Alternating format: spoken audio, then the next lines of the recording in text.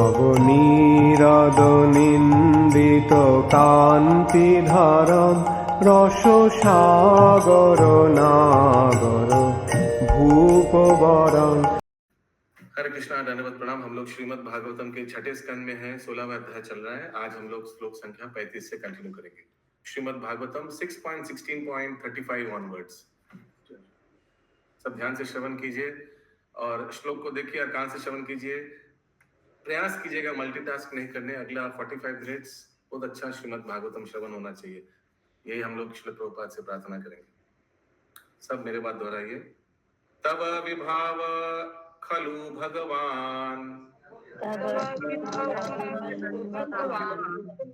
जगत उदय स्थिति लयाग्नि जगत उदयादिनी प्रसृजस्ते अंशांशास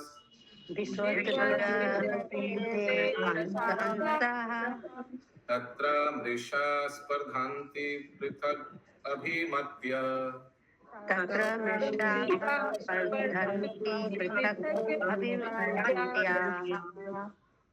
यस, निर्गुणालिंबरी माता जी, अनुवाद।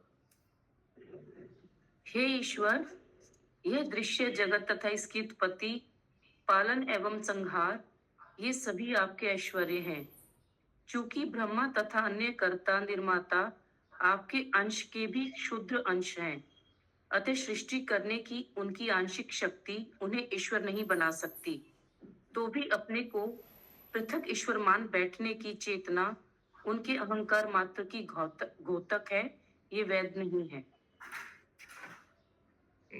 Their consciousness of themselves as separate lords is therefore merely false prestige. कभी-कभी वह देवी देवता भी खुद को भगवान मान लेता है।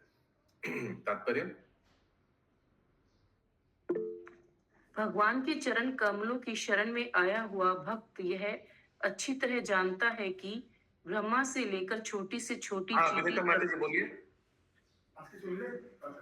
प्रभु जी, यहाँ जो दिया गया है कि उत्पत्ति, पालन एवं संहार ये तीनों अनंत भगवान का है, तो फिर ब्रह्मा विष्णु महेश कैसे क्या करते हैं वो, और उनको क्षुद्र कैसे समझ लिया जाता है? So since Lord Brahma and other creators are nothing but small portions of the, तो एक तो भगवान के अंश ही है देवता, इसमें तो कोई संदेह नहीं है, correct? Their partial power to create does not make them God ईश्वर। तो भगवान तो ब्रह्मा जी से रजोगुण से सृष्टि करवाते हैं, लेकिन इसके कारण क्या भगवान ब्रह्मा हो गया? नहीं, उनके थ्रू से करा रहा, वो माध्यम है मात्र। लेकिन ब्रह्मा जी कभी कभी सोचते कि मैं ईश्वर हूं क्योंकि मैं ही सृष्टि करता हूं। क्लियर है?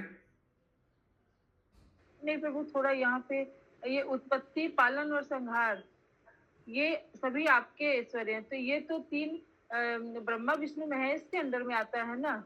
थ्रू, उनके थ्रू से करवाता है भगवान कृष्ण। ओ अच्छा अच्छा, ठीक। और कभी कभी उन लोग सोच लेते कि मैं भगवान हूँ।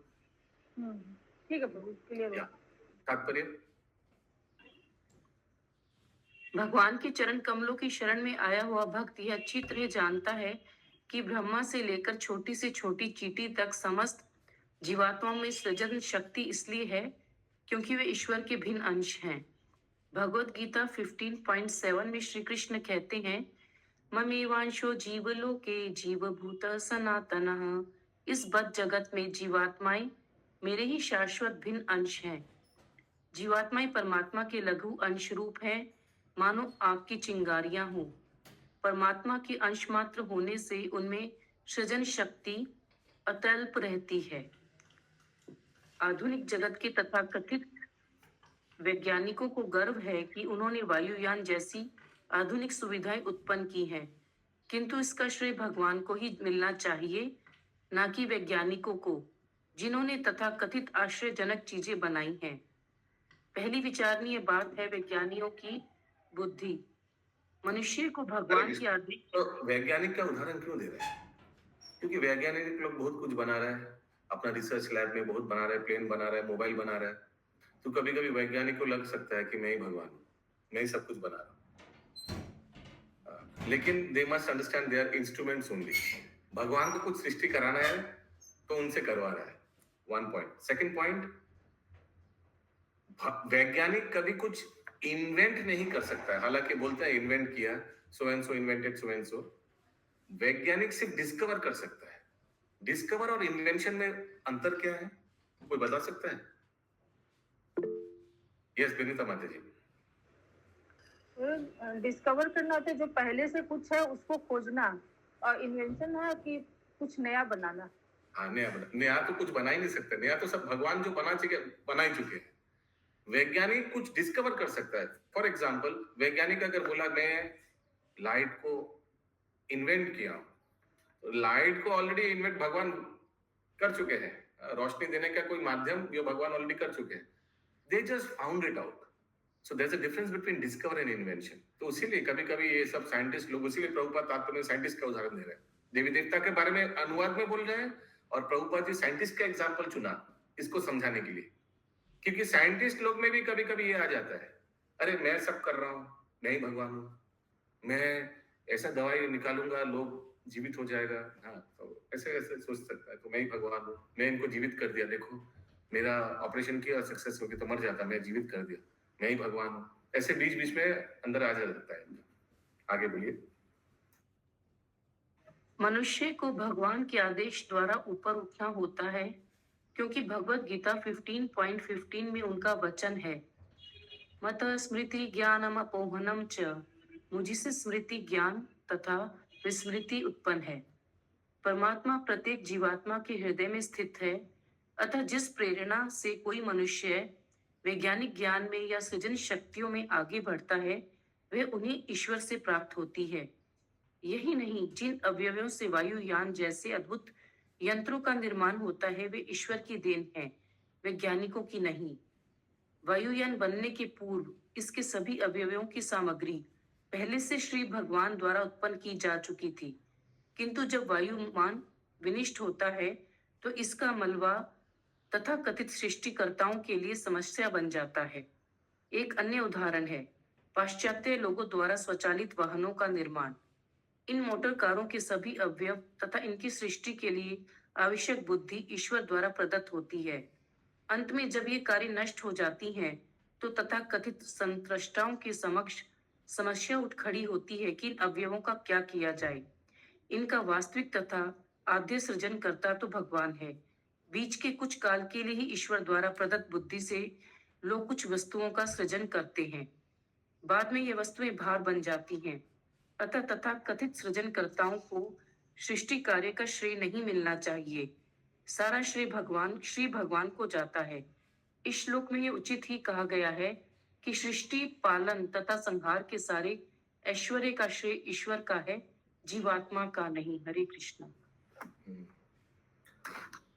तो सृष्टि करने के समय जो भी सामग्री इंग्रेडिएंट्स है वो भी भगवान देता है, और जो भी बुद्धि है उसको बनाने के लिए नो हाउ नॉलेज, वो भी भगवान साइंटिस्ट की बुद्धि में देता है, ब्रेन में देता है।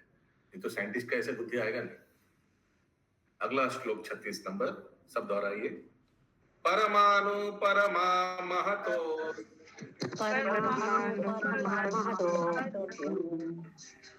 त्वम् आद्यन्तरवर्ती त्रया विधुर्वा त्वम्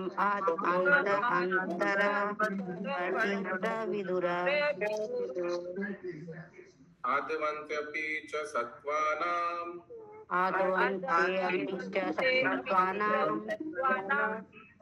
यद्ध्रुवं तत् एवान्तरले अपि।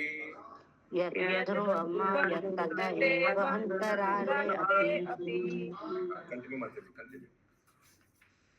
आप इस दृश्य जगत के नन्हे से नन्हे कण परमाणु से लेकर विराट ब्रह्मांडों तथा समस्त भौतिक शक्ति तक की प्रत्येक वस्तु के आदि मध्य तथा अंत में विद्यमान है। फिर भी आप नित्य हैं, जिसका ना कोई आदि है ना अंत है या मध्य है। आप इन तीनों स्थितियों में विद्यमान देखे जाते हैं। इस तरह आप अटल हैं। जब इस दृश्य जगत का अस्तित्व नहीं रहता, तो आप आदि शक्ति के रूप में विद्यमान रहते हैं। तात्पर्य फिर से एक बार अनुवाद पढ़ लीजिए, थोड़ा स्लो पढ़िए। आप इस दृश्य जगत के नन्हे से नन्हे कण परमाणु से लेकर विराट ब्रह्मांडों तथा समस्त भौतिक शक्ति तक की प्रत्येक वस्तु के आदि, मध्य तथा अंत में विद्यमान है। फिर भी आप नित्य हैं, जिसका ना कोई आदि है, ना अंत है या मध्य। आप इन तीनों स्थितियों में विद्यमान देखे जाते हैं। इस तरह आप अटल हैं। जब इस दृश्य जगत का अस्तित्व नहीं रहता, तो आप आदि शक्ति के रूप में विद्यमान रहते हैं। तात्पर्य। हाँ बोलिए। प्रभु जी, विद्यमान के मतलब क्या है? एग्जिस्ट। Sorry, exist. अच्छा, तात्पर्य। ब्रह्म संहिता 5.33 का कथन है, अद्वैतम अच्युतम अनादिम अनंत रूपम आद्यम पुराण पुरुषम नवयौवनम च वेदेषु दुर्लभम दुर्लभम आत्म भक्तो गोविंदमादि पुरुषम तम हम भजामि। मैं उन श्री भगवान गोविंद की उपासना करता हूँ, जो आदि पुरुष हैं, परम अच्युत, अनादि अनंत रूपों में विस्तार करते हुए भी वही आदि पुरातन तथा नव यौवन से पूर्ण पुरुष हैं। ऐसे नित्य, आनंदमय तथा सर्वज्ञ ईश्वर को सर्वोत्तम वेद ज्ञानी भी नहीं जान पाते, किंतु शुद्ध भक्तों के समक्ष वे सदैव प्रकट होते हैं। श्री भगवान प्रत्येक वस्तु के कारण है, किंतु उनका कोई कारण नहीं। वे कार्य कारण से परे हैं, वे शाश्वत हैं। ब्रह्म संहिता के एक अन्य श्लोक में कहा गया है, अंडा अंडा न तरस्त परमाणु चयांतरस्थम। ईश्वर विराट ब्रह्मांड तथा परमाणु के भीतर स्थित है। इस विराट ब्रह्मांड तथा परमाणु के भीतर ईश्वर की उपस्थिति यह सूचित करती है कि उनके बिना किसी वस्तु का अस्तित्व नहीं हो सकता। विज्ञानियों का कहना है कि जल की उत्पत्ति हाइड्रोजन तथा ऑक्सीजन के संयोग से होती है, किंतु जब वे सागर की अनंत जलराशि देखते हैं तो उनकी बुद्धि चकरा जाती है कि इतनी मात्रा में हाइड्रोजन और ऑक्सीजन कहाँ से आई। उनका विचार है सभी वस्तुएं रसायनों से उद्भूत हुई, किंतु फिर ये सारी रसायन कहाँ से आई, इसको वे नहीं जानते। चूंकि श्री भगवान समस्त कारणों के कारण हैं, अतः वे रासायनिक विज्ञान के लिए प्रचुर मात्रा में रसायन उत्पन्न कर सकते हैं। हम यह देख रहे हैं कि जीवात्माओं से रसायन तैयार होते हैं। उदाहरणार्थ, संतरे के वृक्ष से कई टन सिट्रिक अम्ल उत्पन्न होता है। यह सिट्रिक अम्ल संतरे के वृक्ष का कारण नहीं, अपितु वृक्ष इस अम्ल का कारण है। इसी प्रकार भगवान प्रत्येक वस्तु के कारण है। वे सिट्रिक अम्ल को उत्पन्न करने वाले वृक्ष के कारण है। बीजम माम सर्वभूतानाम।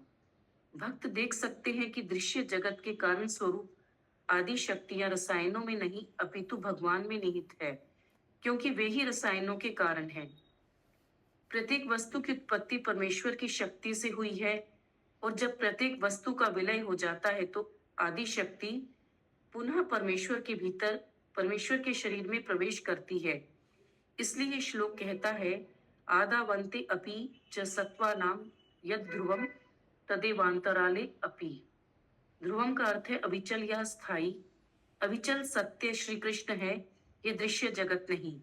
भगवत गीता में कहा गया है, अहम आदि अर्हि देवानाम तथा मतः सर्वम प्रवर्तते।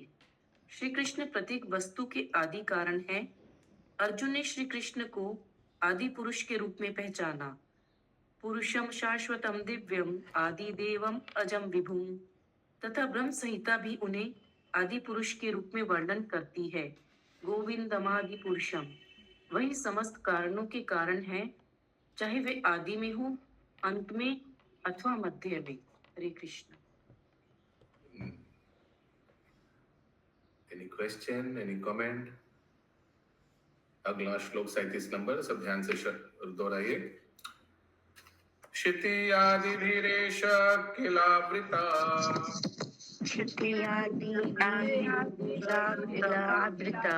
गुणाभिर्दा सगुणोत्तरेर अंडकोश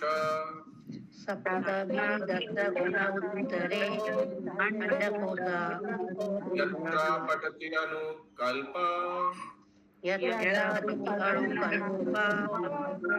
अहंता कोटि कोटिभिस्तदनंत सा अंडकोटी यस, कंटिन्यू माता जी। प्रत्येक ब्रह्मांड 7 आवरणों पृथ्वी, जल, अग्नि, वायु, आकाश, सकल भौतिक शक्ति तथा अहंकार से घिरा है, जिनमें से प्रत्येक अपने से पहले वाले से 10 गुना बड़ा है। इस ब्रह्मांड के अतिरिक्त भी असंख्य ब्रह्मांड हैं जो असीम और विशाल हैं और आप में स्थित परमाणुओं की भांति चक्कर लगाते रहते हैं, इसलिए आप अनंत कहलाते हैं। ओके, तो ये हम लोग को मालूम है ना, हम आगे भी स्क्रीन शेयर करके दिखाया था कि ब्रह्मांड के 7 आवरण याद है, शशि माता जी ने दिखाया था या पंकज प्रभु है क्या लॉग्ड इन? पंकज प्रभु ये थोड़ा बिजी है प्रभु। अच्छा, रुकिए मैं दिखाने का प्रयास करता हूँ।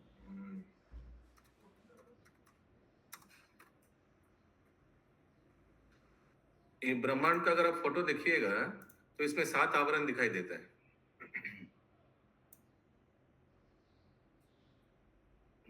मैं जूम कैसे करूं? भारती माता जी आप हैं?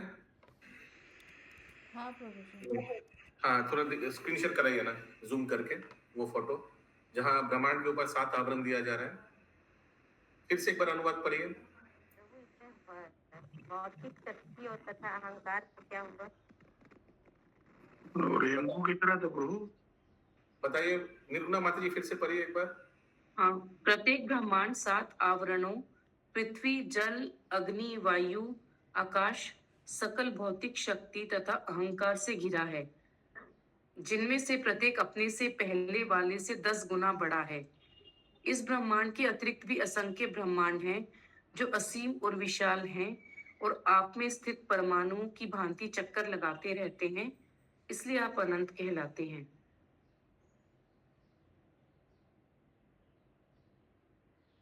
तो पहले हम आप लोगों को दिखाएंगे 7 आवरण। ओके, और ये एक ब्रह्मांड का है, ऐसा और भी बहुत कोटि कोटि ब्रह्मांड है और सब भगवान के चक्कर मारते हैं, भगवान के चारों ओर चक्कर मारते हैं, ये लिखा है अनुवाद में। यस, रुकिए थोड़ा फोटो के लिए वेट कीजिए। यस विनीता माता जी। प्रभु जी यहाँ पे दिया गया है कि जिनमें से प्रत्येक आवरण अपने से पूर्व वाले से 10 गुना बड़ा है। तो सेकंड पृथ्वी, उसके बाद जल है, तो जल तो पृथ्वी से 10 गुना बड़ा हो गया। ये आवरण का बात किया जा रहा है, अंदर नहीं, आवरण ऊपर देखने से समझ में अच्छा, हाँ हाँ, समझ गया समझ गया। प्रभु जी मिल नहीं रहा, ढूंढ रहा। ठीक है, हम लोग आगे बढ़ रहे हैं, देख लेंगे। कहाँ गए पंडित जी? हाँ, तात्पर्य। ब्रह्म संहिता 5.48 का कथन है, यस्य निश्वसित काल मथावलंबय आराम से पढ़िए, प्रोनाउंसिएशन ठीक नहीं हो रहा है। अच्छा, यशैक निश्वसित, आस्ते आस्ते पढ़िए, एक एक वर्ड अच्छा से पढ़िए। यश एक निश्वास्वित कालमथाम अवलंब्य जीवन्ति लोम वलिजा जगदंड नाथा। वलिजा क्या है? ये विलजा है। वलिजा है, अच्छा। वलिजा है क्या हिंदी में? हाँ, हिंदी में तो वलिजा ही है। यहाँ वही बलिजा दिया है, लेकिन एक्चुअली बिलजा है। ठीक है, आगे। विष्णुर्महांस यस्य कला विशेषो गोविंदमादि पुरुषम तम हम भजामि। इस भौतिक सृष्टि के उद्गम महाविष्णु हैं जो कारण समुद्र में शयन करते हैं। इस समुद्र में शयन करते हुए उनके निश्वास से लाखों ब्रह्मांड उत्पन्न होते हैं और जब वे श्वास अंदर लेते हैं तो उन सबका संहार हो जाता है। यह महाविष्णु विष्णु अथवा गोविंद के अंश के भी अंश हैं।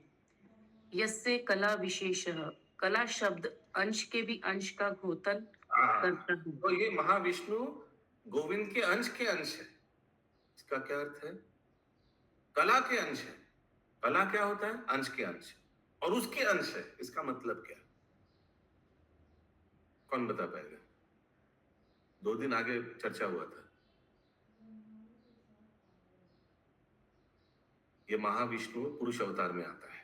भगवान कृष्ण का पहला एक्सपेंशन बलराम जी, उनका पहला एक्सपेंशन फर्स्ट क्वाड्रिलेटरल, पहला चतुर्व्यूह, वासुदेव संकर्षण तद्दुम्न अनिरुद्ध। उसका संकर्षण से दूसरा चतुर्व्यूह, वासुदेव संकर्षण तद्दुम्न अनिरुद्ध। उसका संकर्षण से पहला पुरुष अवतार यानी महाविष्णु। महाविष्णु को कारणोदक्षाय विष्णु भी कहा जाता है। तो इस हिसाब से महाविष्णु क्या हो गया? कला का अंश हो गया। कला माने अंशों का अंश, और उसका अंश भगवान के अंशों का अंश हो गया महाविष्णु। समझ में आया? यस प्रभु। क्या आप हाथ क्यों उठाए? आपको समझ में आया नहीं आया? नहीं प्रभु, आप पहले बोल रहे हैं तो कौन पहले है ये थोड़ा बता दीजिए। कौन पहले है? सर्वप्रथम। सर्वप्रथम तो कृष्ण ही है। तो आप उसके पहले बोले ना प्रभु, तो इसलिए हम समझ नहीं पाए कि शायद महाविष्णु उसके से पहले। वो अद्भुत चरण प्रभु जो चार्ट दिया था वो दिखाने से अच्छा हो जाता। वो तो ठीक है, उनके बाद होते गए। अभी तक हम यही जानते थे पहले बोलने से हो जाता है कि उनसे पहले।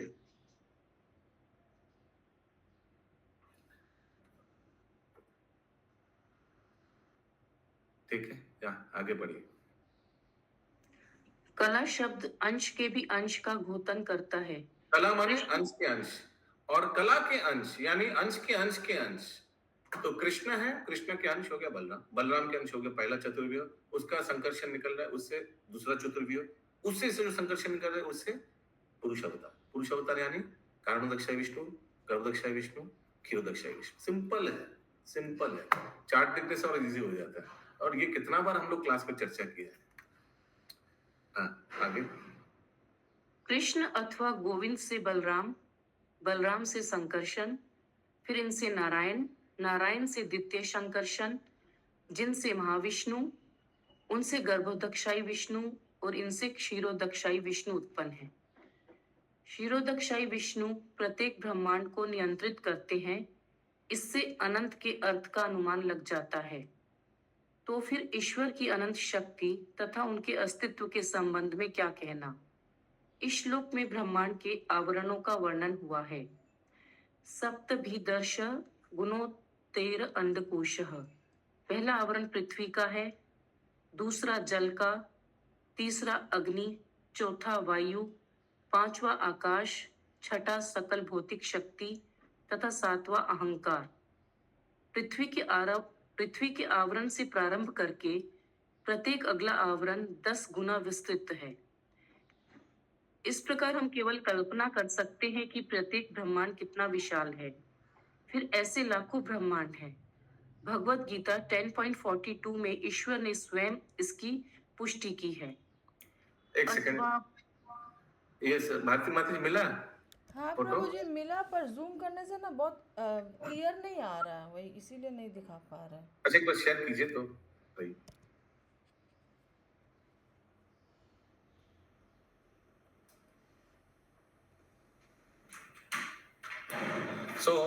एक ब्रह्मांड के ऊपर 7 आवरण आता है। 1 2 3 4 5 6 7। हर एक आवरण, उसके बाद वाला आवरण 10 टाइम्स, उसके बाद वाला आवरण और 10 टाइम्स।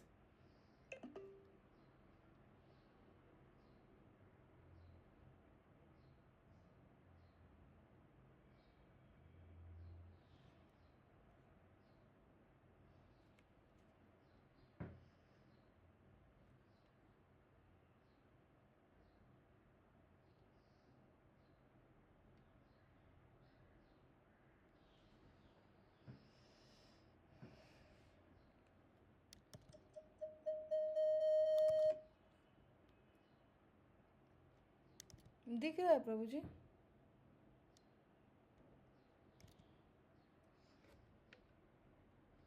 माता जी दिख रहा है लेकिन छोटा सा। आप तो खुद पे जूम करना होगा, खुद की फिंगर से जूम करेंगे ना तो दिखेगा। ज्यादा जूम करने से ना पूरा एरर हो जा रहा है, वो एकदम कुछ दिखाई नहीं दे रहा है। इतना में तो समझ में आ रहा है माता जी।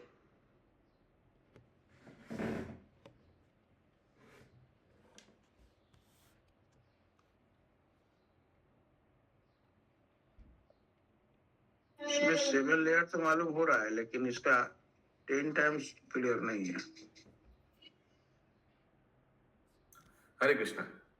तो देखिए, ये तो अच्छा से दिखाई नहीं दे रहा है, फिर भी मैं बता रहा हूँ। ये फोटो जो आप लोग देख रहे हैं, इसमें आप लोग रेनबो देख सक रहे हैं, जो अशोक प्रभु बार बार बता रहे हैं, रेनबो रेनबो। और रेनबो कुछ है नहीं, रेनबो कलर है हम लोग को अंडरस्टैंडिंग के लिए। पहला जो आवरण है, शिव जी को दिख रहा है, शिव जी बैठे ध्यान कर रहे हैं, उसके उनके बाएं तरफ देखिए, पहला आवरण दिख रहा है। दिख रहा है।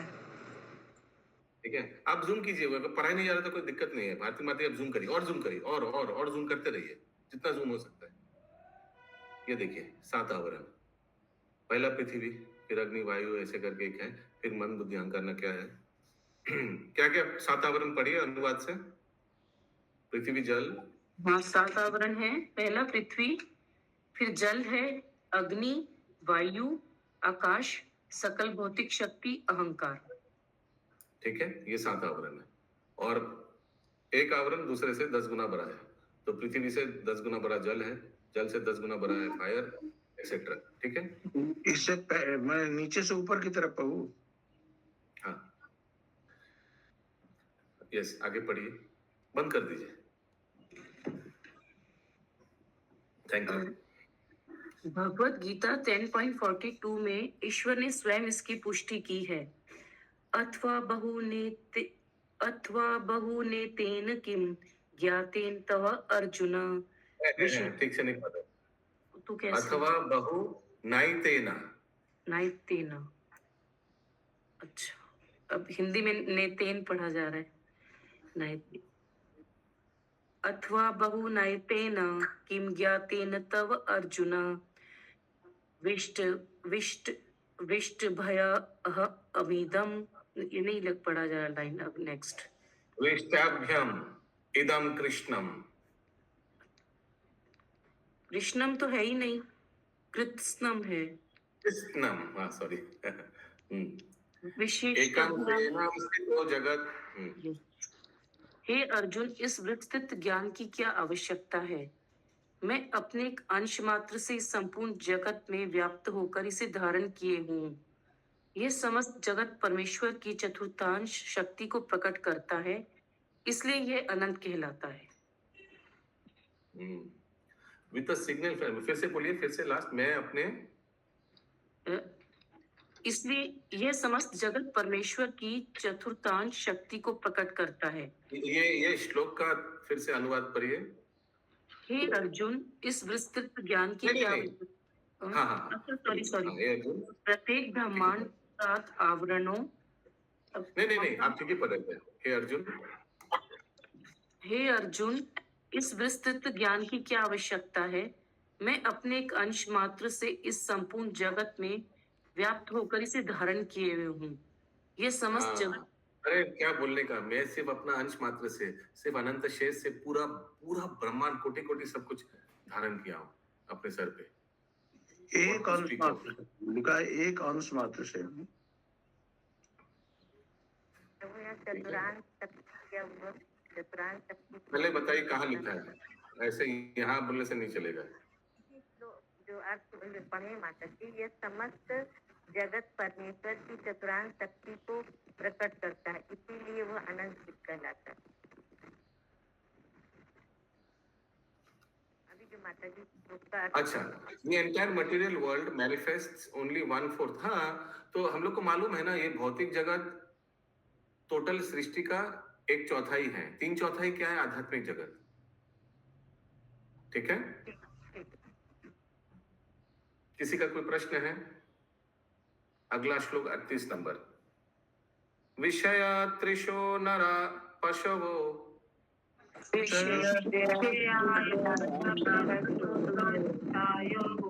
या उपासते विभूतिर्न परम त्वम्।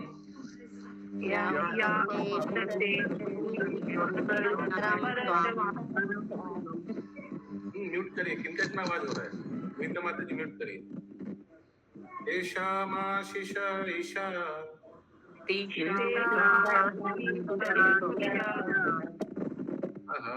म्यूट करिए, आवाज आ रहा है आपका मोबाइल।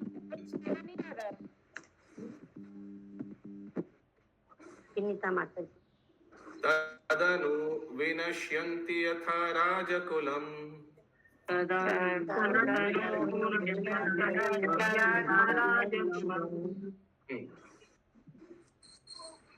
हे भगवान, हे परमेश्वर, इंद्रित वृत्ति के भूखे तथा विभिन्न देवताओं की उपासना करने वाले अज्ञानी पुरुष नर वेश में पशुओं के समान हैं।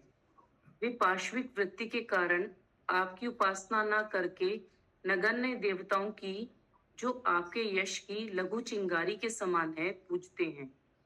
समस्त ब्रह्मांड के संहार के साथ ये देवता तथा इनसे प्राप्त आशीर्वाद उसी प्रकार विनष्ट हो जाते हैं जिस प्रकार राजा की सत्ता छिन जाने पर राज्य के अधिकारी। तात्पर्य भगवत गीता 7.20 का कथन है, कामे अस्तते हर्त ज्ञाना प्रपन्ते कामे हस्ते क्या कामे स्ते ज्ञान, ऐसे पढ़िए आप। ये तो कामे तते हर्त ज्ञाना प्रपद्यन्ते देवता प्रपद्यन्ते देवता अन्य देवता। आगे जिनके मन भौतिक कामनाओं से विकृत हो चुके हैं, वे देवताओं की शरण में जाते हैं। इसी प्रकार इस श्लोक में भी देवताओं की उपासना की भर्त्सना की गई है। हम देवताओं का आदर कर सकते हैं, किंतु वे पूजनीय नहीं हैं। जो मनुष्य देवताओं की पूजा करते हैं, उनकी बुद्धि मारी गई होती है, हत ज्ञाना, क्योंकि वे यह नहीं जानते कि जब ये हत ज्ञाना नहीं है, ऋत ज्ञाना। अच्छा, हृत ज्ञाना, क्योंकि वे यह नहीं जानते। ऋत शॉर्ट फॉर्म अपहृत, मतलब अपहरण हो गया, अपहृत ज्ञान। क्योंकि वे ये नहीं जानते कि जब इस भौतिक दृश्य जगत का संहार होगा तो ये सारे देवता भी, जो जगत के विभाध्यक्ष हैं, नष्ट हो जाएंगे। और जब देवता नष्ट हो जाएंगे तो उन्होंने अज्ञानी मनुष्यों को जो वर दिए हैं वे भी नष्ट हो जाएंगे। इसलिए भक्त को चाहिए कि देवताओं की पूजा करके भौतिक ऐश्वर्य प्राप्त करने की इच्छा ना करे, वरन ईश्वर की सेवा करे जो उनकी आकांक्षाओं को पूरा करने वाले हैं।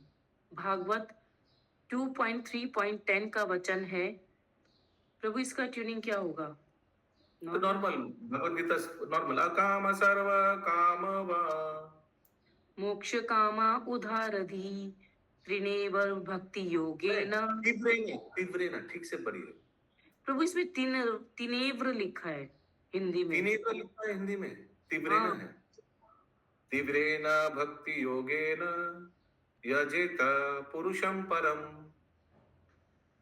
चाहे भौतिक कामनाओं से पूर्ण हो या उनसे मुक्त या मुक्ति का इच्छुक हो, व्यापक दृष्टि से बुद्धिमान मनुष्य को सभी प्रकार से परम पुरुष परमेश्वर की पूजा करनी चाहिए। यह सिद्ध मनुष्यों का परम कर्तव्य है। जिसका रूप मनुष्य का हो और कर्म पशु जैसे होते हैं, वह नर पशु या द्विपद पशु कहलाता है। जो मनुष्य कृष्ण भावनामृत में रुचि नहीं रखता, उसकी भर्त्सना यहाँ नर पशु के रूप में की गई है। हरे कृष्णा। आज का अंतिम श्लोक 39 नंबर। कामधियस्त्वयि रचित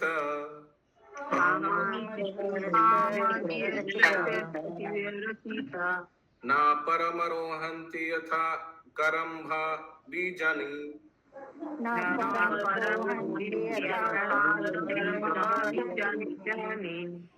ज्ञानात्मनि अगुणयामये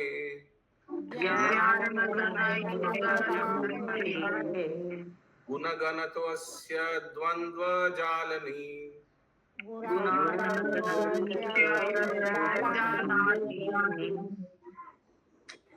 हे परमेश्वर, यदि ऐश्वर्य द्वारा इंद्रिय तृप्ति पाने की इच्छुक व्यक्ति भी समस्त ज्ञान के स्रोत तथा भौतिक गुणों से परे आपकी उपासना करते हैं, तो उनका पुनः जन्म नहीं होता। जिस प्रकार भुने बीज से पौधे नहीं उत्पन्न होते, जीवात्माओं को जन्म तथा मृत्यु का चक्र भोगना पड़ता है, क्योंकि वे भौतिक प्रकृति द्वारा बद्ध है। परंतु आप दिव्य हैं, अतः जो आपसे संगति करता है वह भौतिक प्रकृति के बंधन से छूट जाता है। तात्पर्य भगवत गीता 4.9 में कृष्ण द्वारा इसकी पुष्टि की गई है।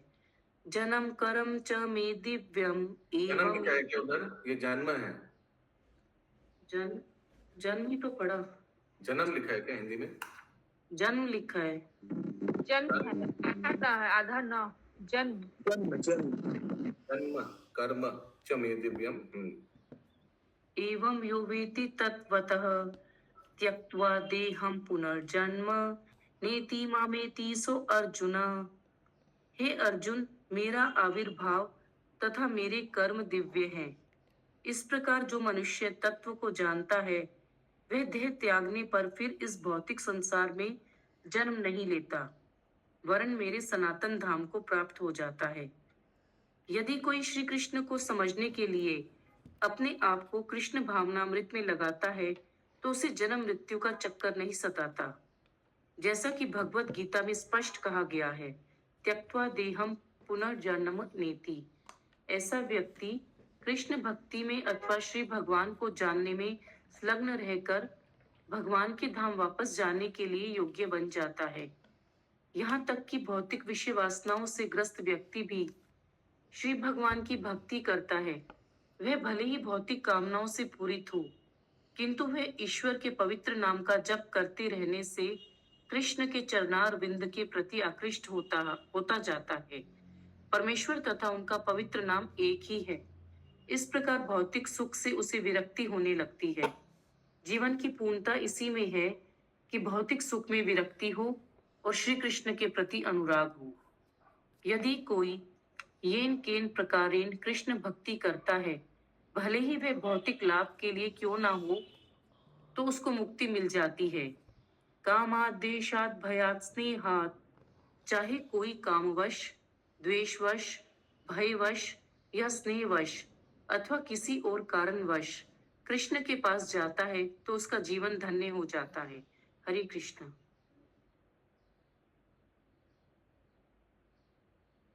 ग्रंथराज श्रीमद् भागवतम की जय। शील प्रभुपाद की जय। जय